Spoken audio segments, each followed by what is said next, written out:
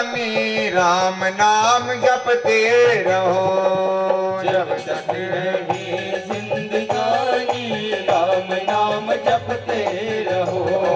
जब तक रहे जिंदगानी राम नाम जपते रहो।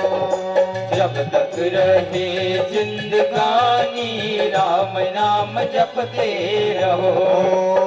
दो अक्षर को मंत्र मनोहर, दो अक्षर को मंत्र मनोहर, दो अक्षर को मंत्र मनोहर, दो अक्षर को मंत्र मनोहर। सुमिरत शंभु भवानी राम नाम जपते रहो। सुमिरत शंभु भवानी राम नाम जपते रहो। जब तक रहे जिंदगानी राम नाम जपते रहो। जब तक रहे जिंदगानी राम नाम जपते रहो। ताली बजाते हुए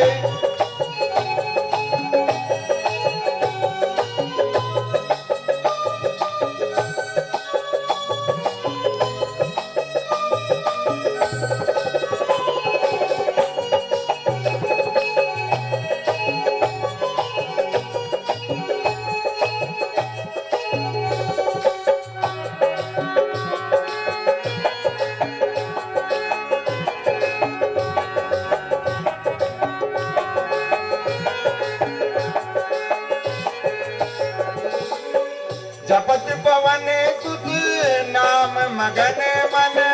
जपत पवन सुत नाम मगन मन। जपत पवन सुत नाम मगन मन। जपत पवन सुत नाम मगन मन। उनके नयन बहे पानी राम नाम जपते रहो। उनके नयन बहे पानी राम नाम जपते रहो। जब तक रहे जिंदगानी राम नाम जपते रहो। जब तक रहे जिंदगानी राम नाम जपते रहो। जय हो, प्रेम से हाथ पकड़ के ताली बजाते हुए जय हो।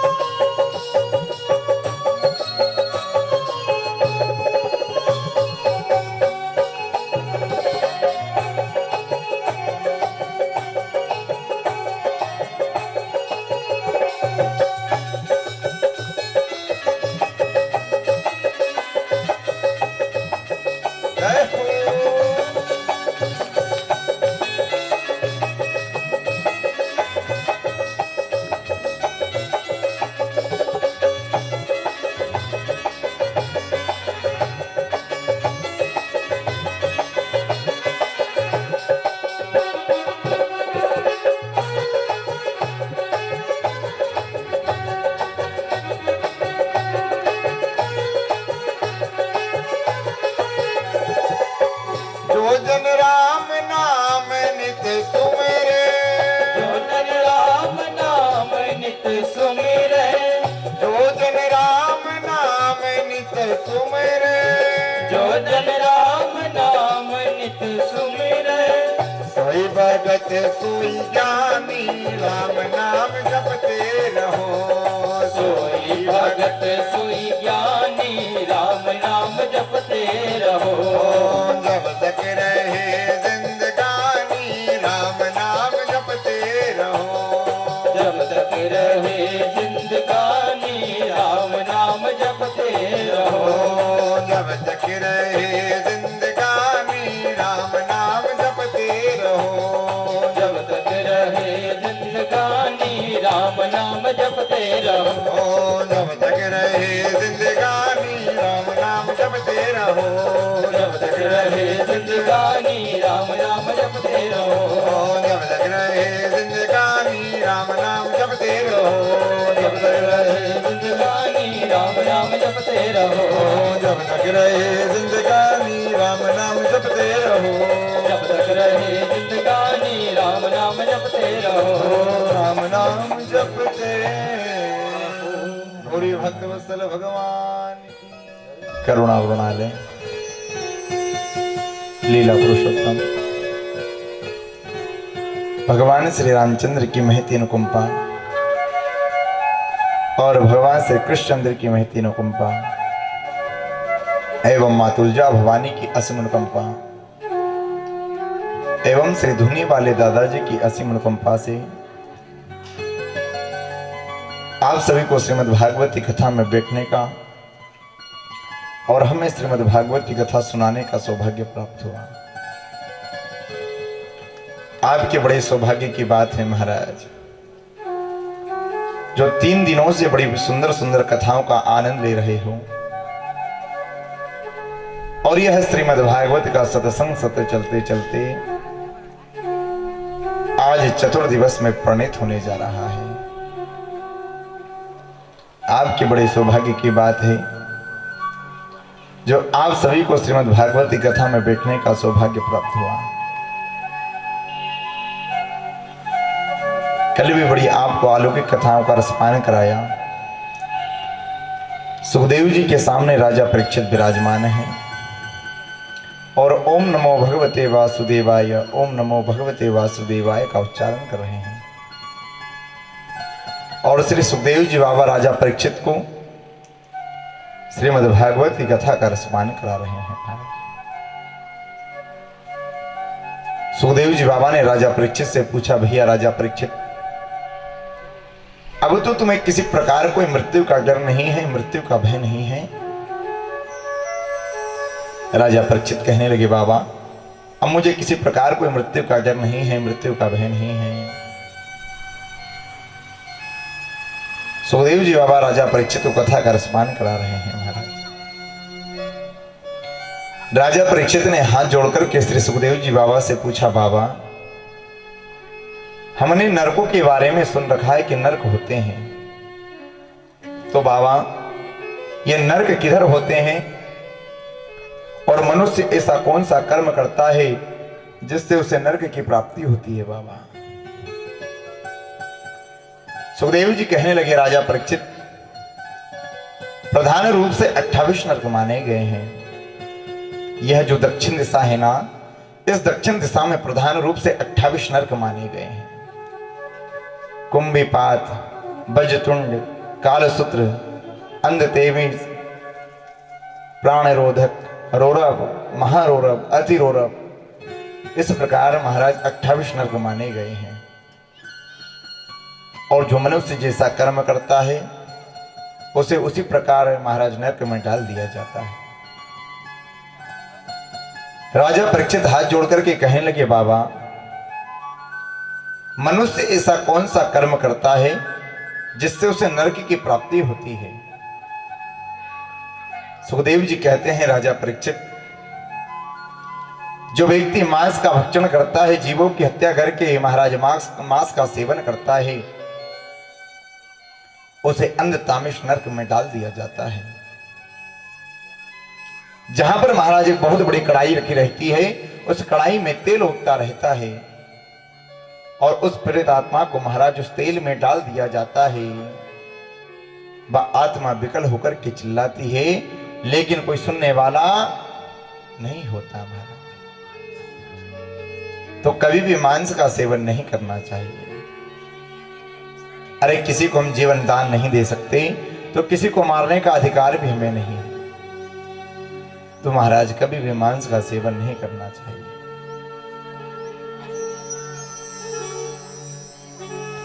दूसरा बताया, जो शराब का सेवन करता है, अंडे का सेवन करता है, उसे महाराज रोरव नामक नरक में डाल दिया जाता है। जहां पर रूरू नाम के कीड़े सारे प्रेत आत्माएं के शरीर को छलनी छलनी कर देते हैं, वह आत्मा विकल होकर के चिल्लाती है, मुझे छोड़ दो, मुझे छोड़ दो, मुझे छोड़ दो, लेकिन कोई सुनने वाला नहीं होता। तो कभी भी शराब का सेवन नहीं करना चाहिए महाराज, अंडे का सेवन नहीं करना चाहिए। तीसरा बताया, जो अपने घर आए अतिथि का सत्कार नहीं करता, सम्मान नहीं करता, उसे वज्र तुंडक नामक नरक में डाल दिया जाता है, जहां पर यम के दूत महाराज पेड़ से उल्टा लटका करके वज्र से प्रहार करते हैं। वह प्रेत आत्मा विकल होकर के चिल्लाती है, लेकिन कोई सुनने वाला नहीं होता है महाराज।